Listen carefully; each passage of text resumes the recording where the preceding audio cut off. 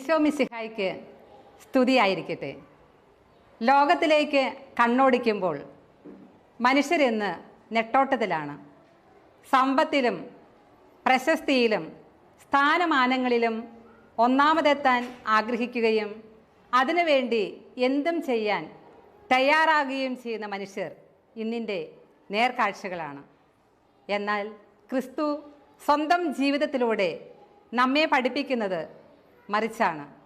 അവിടുന്ന് പറയുന്നു, ആരെങ്കിലും ഒന്നാമനാകാൻ ആഗ്രഹിക്കുന്നവൻ അവസാനത്തവനും എല്ലാവരുടെയും ശുശ്രൂഷകനുമായിരിക്കണം. വിശുദ്ധ മർക്കോസിൻ്റെ സുവിശേഷം 6-ാം അധ്യായം 33 മുതൽ 37 വരെയുള്ള തിരുവചനങ്ങൾ വിരൽ ചൂണ്ടുന്നത് സ്വർഗരാജ്യത്തിൽ വലിയവരാകാൻ നാം ഓരോരുത്തരും വച്ചു പുലർത്തേണ്ട മനോഭാവങ്ങളിലേക്കാണ്. തങ്ങളിൽ ആരാണ് വലിയവൻ എന്ന തർക്കവുമായി ശിഷ്യന്മാർ ഒരുമിച്ചിരിക്കുമ്പോൾ യേശു പറയുന്നത്, നിങ്ങൾ ഒരു ശിശുവിനെ പോലെ സ്വയം ചെറുതാകണം, നിഷ്കളങ്കരാകണം, നൈർമല്യമുള്ളവരാകണം എന്നതാണ്. സ്നേഹമുള്ളവരെ, മനസ്സിന് വലുപ്പമുള്ളവർക്ക് അപരൻ്റെ മുമ്പിൽ താഴാനാകൂ, കുനിയാനാകൂ.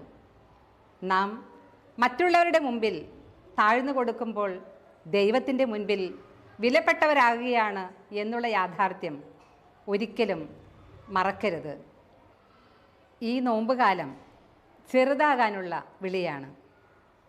അഹങ്കാരത്തിൻ്റെ ഉടയാട മാറ്റി വിനയത്തിൻ്റെ അങ്കി അണിയാനുള്ള വിളി.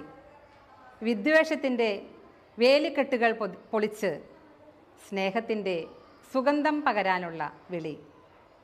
ഞാൻ ഭാവത്തിൻ്റെ കൊടുമുടിയിൽ നിന്നും ഇറങ്ങി വന്ന് അപരൻ്റെ ആവശ്യങ്ങളിലേക്ക് കടന്നു ചെല്ലാനുള്ള ക്ഷണം.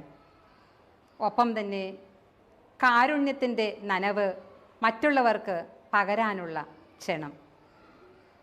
നമുക്ക് നമ്മുടെ ജീവിതത്തിൻ്റെ പിന്നാമ്പുറങ്ങളിലേക്ക് ചികഞ്ഞു നോക്കി വ്യക്തിബന്ധങ്ങളിലും കുടുംബ ബന്ധങ്ങളിലും അയൽപക്ക ബന്ധങ്ങളിലും വന്നുപോയ വീഴ്ചകളും വിള്ളലുകളും നികത്തി സ്നേഹത്തിൻ്റെ ഒരു പുതിയ ജീവിതം നെയ്തെടുക്കുവാൻ, ചെറുതാകലിൻ്റെ സുവിശേഷം ജീവിക്കുവാൻ പ്രതിജ്ഞാബദ്ധരാകാം എന്നുള്ള ആശംസയോടെ നിർത്തുന്നു.